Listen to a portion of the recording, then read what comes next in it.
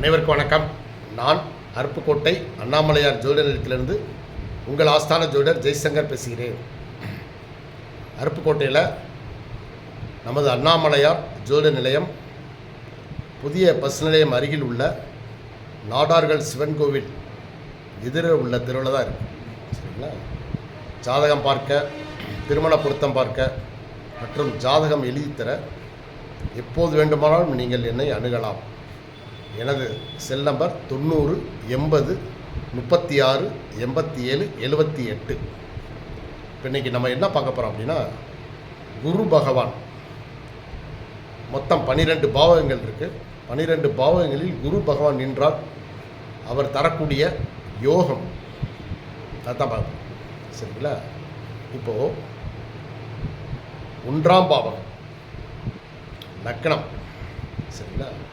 ஏன் அப்படின்னா, இருக்கக்கூடிய கிரகங்களில் 9 நவகிரகங்களில் முதன்மையான நற்பலன்களை கொடுக்கக்கூடிய கிரகம் குரு தான். ஃபஸ்ட்டு அவர் தான். குரு என்றாலே ஒழுக்கம், அன்பு, ஆன்மீகம். சரிங்களா? ஆன்மீகம், செல்வம், செழிப்பு, அந்தஸ்து, அறிவு எல்லாத்தையும் கொடுக்குற ஒரு குரு தான். ஸோ அவர் லக்கணத்தில் நிற்கிறார்னு வச்சுக்கோங்க, 1ஆம் பாவத்தில் நிற்கிறார் அப்படின்னா அந்த ஜாதகர் நல்ல அழகாக இருப்பார், ஆரோக்கியமாக இருப்பார். ஆரோக்கியம் நல்லா மேம்படும். உடம்புல உள்ள அனைத்து உறுப்புகளும் மிக சிறப்பாக வேலை செய்யும். சரிங்களா? லக்கணத்தில் குரு நின்றார். நல்ல அறிவாளியாக இருப்பார், செல்வ செழிப்பு மிக்கவராக இருப்பார், சமுதாயத்தில் நல்ல அந்தஸ்தை கொடுப்பார் குரு. அதே போல் கொடுத்த வாக்கை காப்பாற்றுவார். ஒருத்தருக்கு வாக்கு கொடுத்தாருன்னா அதை தலையை அடகு வச்சுனால் நிறைவேற்றி கட்டுவார். அப்படி வாக்கு தவறாதவராக இருப்பார் லக்கணத்தில் குரு நின்னா. சரிங்களா?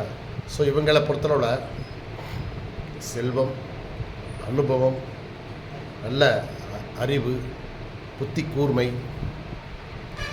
எல்லாமே மிக சிறப்பாக இருக்கும். இனிமையான பேச்சு இருக்கும். இவங்க என்ன அப்படின்னா, தேவையில்லாமல் யாருக்கும், அதாவது இவங்க தன்னம்பிக்கை ரொம்ப மிக்கவங்களாக இருப்பாங்க. இருந்தாலும் ஓவராக யாருக்கும் நம்பிக்கையோ ஒரு வாக்குறுதியோ கொடுத்துடக்கூடாது. சரிங்களா? ஏன்னா குரு கொடுக்க வைப்பார். ஏன்னா அவர் மிகப்பெரிய ஒரு நல்ல கிரகம் இல்லையா? அதனால் அவர் சரி அண்ணன்ட்ட போனால் காரியம் ஆயிரும்பாங்க. அதுக்காக எல்லார்ட்டையும் நம்ம இது பண்ணக்கூடாது. சரிங்களா? கொஞ்சம் நீங்கள் அதில் மட்டும் கொஞ்சம் கட்டுப்பாடாக இருந்துக்கிட்டிங்கன்னா சரி. வாக்குறுதிகளை கொடுக்கக்கூடாது, தேவையற்ற வாக்குறுதிகள். சரி, 2ஆம் இடத்தில் குரு நின்றால் என்ன பண்ண?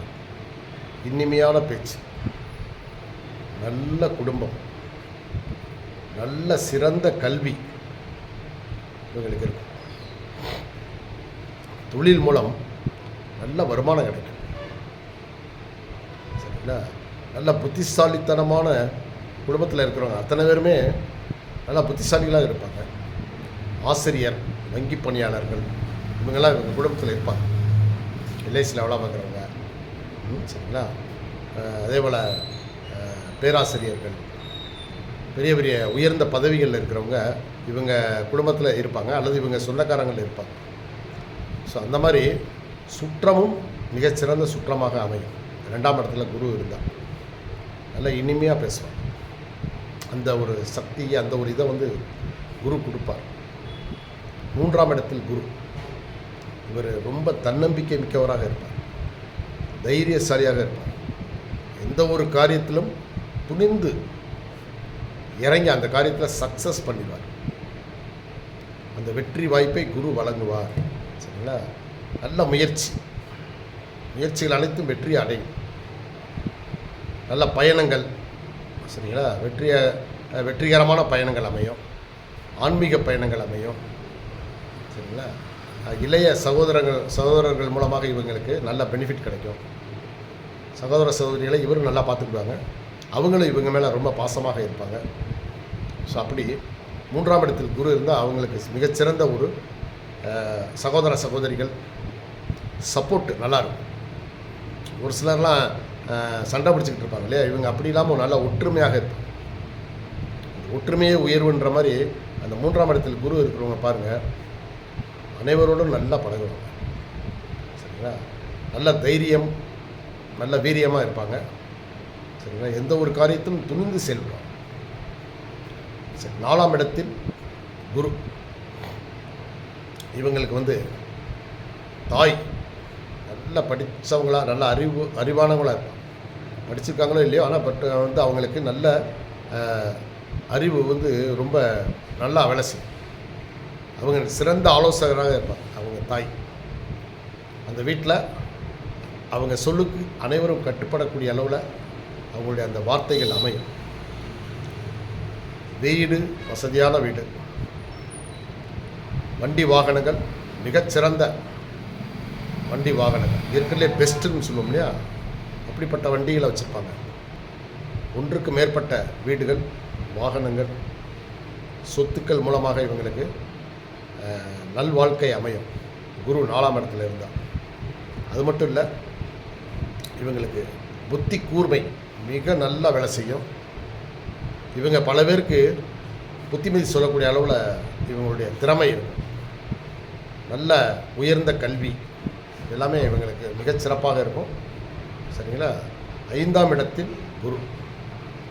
5ஆம் இடத்தில் குரு அப்படின்னா இவங்களுக்கு நல்ல கல்வி இருக்கும், புத்தி கூர்மை ஜாஸ்தியாக இருக்கும், குழந்தைகளால் பெருமை அடைவாங்க.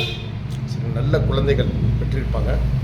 எந்த கெட்ட வழக்கமும் இல்லாத குழந்தைகள் வளர வளர அவங்க தீய பாதைக்கு போக மாட்டாங்க.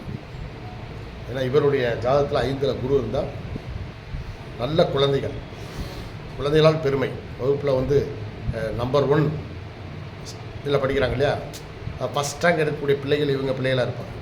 அதே மாதிரி விளையாட்டாக இருக்கட்டும், எதாக இருக்கட்டும், அந்த ஸ்கூல்லேயே மிகவும் பிரபலம் அடைவாங்க. அப்போ இது அவருக்கு பெருமை. இந்த மாதிரி ஒரு வாய்ப்பை 5ல் குரு இருந்தால் கொடுப்பார் குரு. சரிங்களா, நல்ல புத்தி கூர்மை, நல்ல இதாக கொடுப்பாங்க. ஆன்மீக சிந்தனை, ஆன்மீக அறிவு இருக்கும். இவங்களுக்கு பூர்வீகம், மிகச்சிறந்த பூர்வீக சொத்துக்கள் அமையும். இவங்க முன்னோர்கள் அந்த ஊரில் ரொம்ப ஃபேமஸாக இருப்பாங்க. கண்டிப்பாக ஒரு முன்னோர்கள் அவங்க பேரை சொன்னால் போதும், அப்படி ஒரு பாரம்பரியமிக்க ஃபேமிலியில் இருப்பாங்க. அல்லது இவர் அப்படி ஒரு பாரம்பரியத்தை ஏற்படுத்துவார். ஒரு 2-3 தலைமுறைக்கு இவர் பேரை சொன்னால் போதும் அப்படின்னு அந்த மாதிரி ஒரு வாய்ப்புகளை கொடுப்பாங்க குரு. 6ல் குரு. 6ல் குரு இருந்தால் என்ன செய்வாங்க அப்படின்னா, 6ங்கிறது சத்ரு ரண ருண ரோக ஸ்தானம். ஆனால் 6ல் குரு இருந்தால் நோய் கட்டுப்பாட்டிலே இருக்கும்.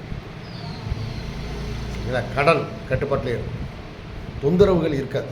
கடனாலும் சரி, நோய்கள்னாலும் சரி, தொந்தரவுகள் என்பது இருக்காது. எதிரியை வெல்வார்.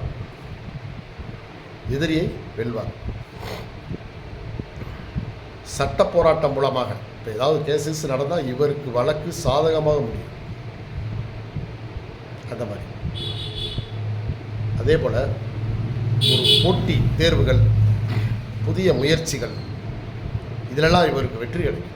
இந்த ஜாதகருக்கு 6ல் குரு இருந்தால் இவங்க போட்டித் தேர்வுகளில் வெற்றி பெறும். ஒரு சிலர்லாம் பார்த்தீங்கன்னா டிஎன்பிஎஸ்சி எழுதிடுவாங்க, எஸ்எஸ்சி எழுதுவாங்க, அப்புறம் சென்ட்ரல் கவர்மெண்ட் அந்த பேங்க் எக்ஸாம் எழுதுவாங்க, பாஸ் ஆகிட்டே வருவாங்க. குரூப் 1, குரூப் 2 அவங்களுக்கு பிடிச்ச வேலை வர்ற வரைக்கும் பரிட்சை எழுதுவாங்க, எல்லாத்துலேயுமே பாஸ் பண்ணுவாங்க. ஸோ 6ல் குரு இருந்தால் அந்த மாதிரி இருக்கும். நோயாக இருக்கட்டும், கடனாக இருக்கட்டும், ஒரு கட்டுப்பாட்டுக்குள்ளே இருக்கும். அவங்க கை மீறாது, இவங்க கை மீறி போகாது. சரிங்களா, அது மாதிரி இருக்கும். ஸோ 6ல் குரு இருந்தால் நன்மை தான். சரிங்களா, சரி. 7ல் குரு.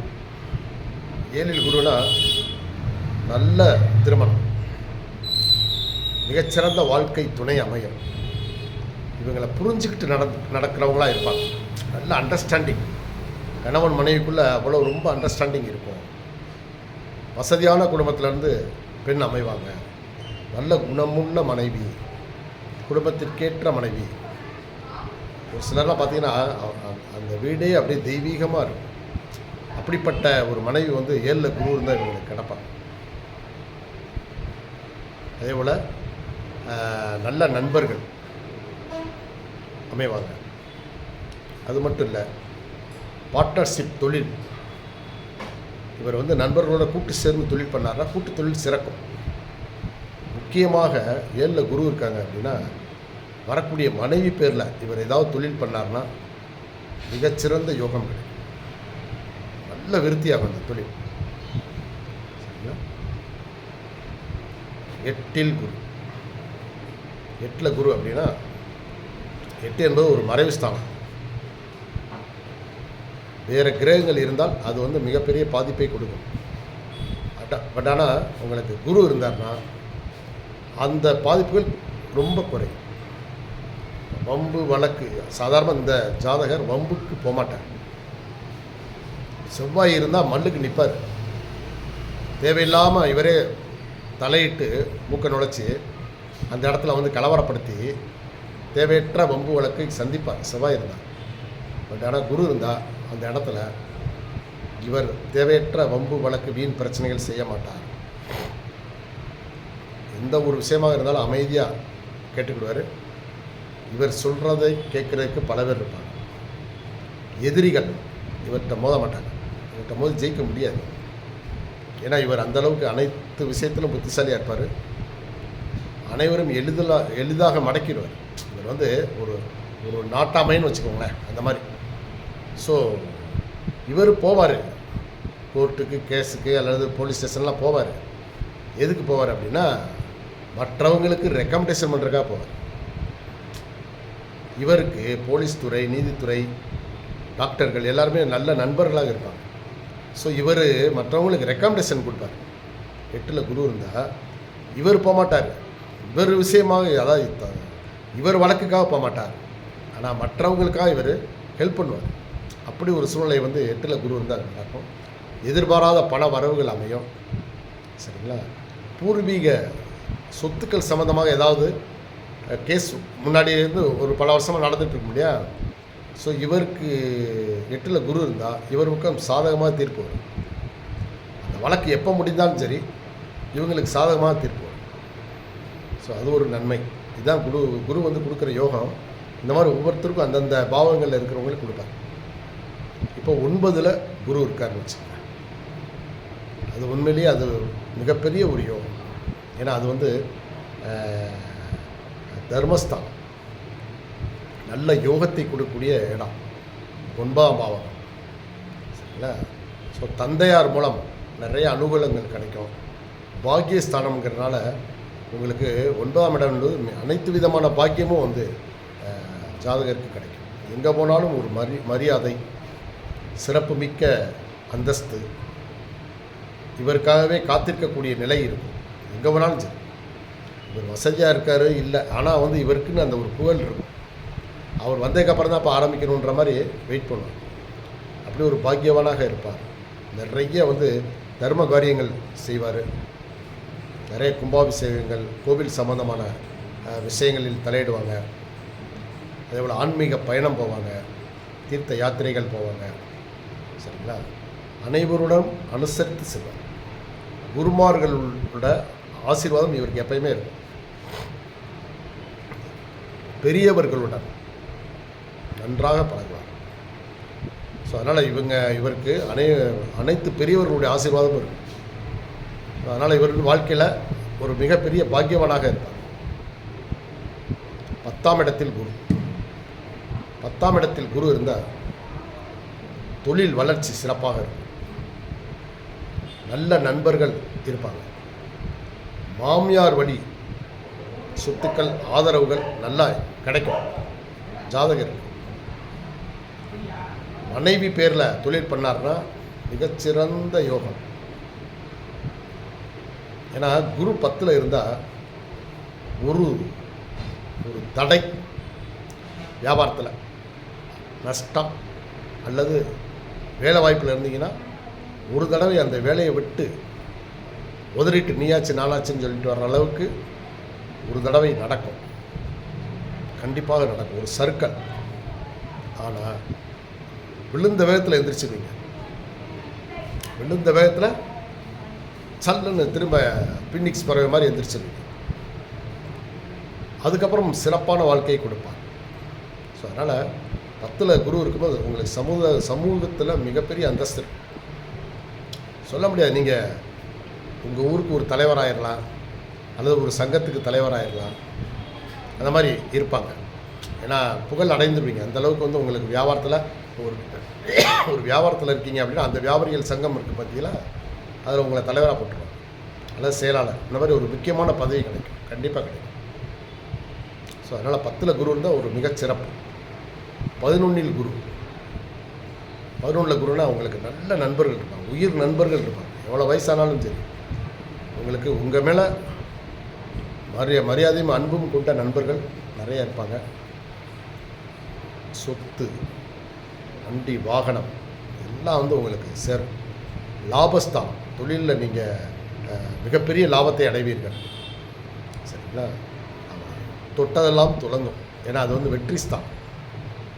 11ல் குரு வந்து இருக்கிறது ஒரு மிகப்பெரிய யோகங்க. நீங்கள் தொட்டதெல்லாம் தொடங்கும். இப்போ ஏற்கனவே ஒரு தொழில் பார்த்துக்கிட்டே இருப்பீங்க, திடீர்னு ஒரு வித்தியாசமான வேற ஒரு தொழில், ஏற்கனவே பார்த்துட்டு இருக்கிற தொழிலுக்கு சம்பந்தமே இல்லாத ஒரு புதுமையான தொழிலில் இறங்குவீங்க, அதுலேயும் நீங்கள் சாதிப்பீங்க. அப்படி அதுக்கான அமைப்புகள் எல்லாமே நல்லா அமையும். வணிக வளாகங்கள், விவசாய நிலங்கள் உங்களுக்கு சொந்தமாக இருக்கும்.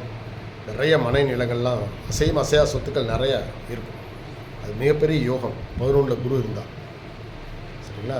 வெளிநாட்டு தொடர்புகள் எல்லாமே, வெளி மாநில தொடர்புகள் நல்லா கிடைக்கும். நல்லா மிகச்சிறந்த யோகத்தை கொடுப்பார். 12ல் குரு. 12ல் குரு இருந்தால் உங்களுக்கு ஆன்மீக பயணம் நிறையா இருக்கும். குழந்தைகளுக்கான செலவுகள் அதிகரிக்கும். அதாவது படிக்க வைக்கிறது, திருமணம், அப்புறம் வீடு கட்டுறது, இந்த மாதிரி சுப செலவுகள் நிறைய இருக்கும். ஆஸ்பத்திரி செலவுகள் ஏற்படலாம். இருந்தாலும் அது வந்து உங்களுக்கு உயிரை காக்கக்கூடிய ஒரு விஷயமாகத்தான் இருக்கும். அதனால் 12ல் குரு இருந்தால் செலவுகள் ஆகும். ஆனால் நல்ல செயல்களுக்கு சுப செலவுகள் தான் கொடுப்பார். பெரும்பாலும் உங்களுக்கு தவறான அந்த செலவுகள் வராது. அதனால் 12 பாவங்களில் குரு இருந்தால் மிகச்சிறந்த யோகம். என்ன ஒன்று அப்படின்னா, இது வந்து பொதுவான பலன். குருவுடைய ஸ்தான பலம் எப்படி இருக்குது, அவர் வந்து உச்சமாக நீசமாக, மற்ற விஷயங்கள்லாம் அவரை யார் பார்க்குறாங்க, நல்ல கிரகங்கள் பார்க்குதா, தீய கிரகங்கள் பார்க்குதா, இதெல்லாம் வந்து இதை பொறுத்து பலன்கள் கொஞ்சம் மாறலாம். நன்றி, வணக்கம்.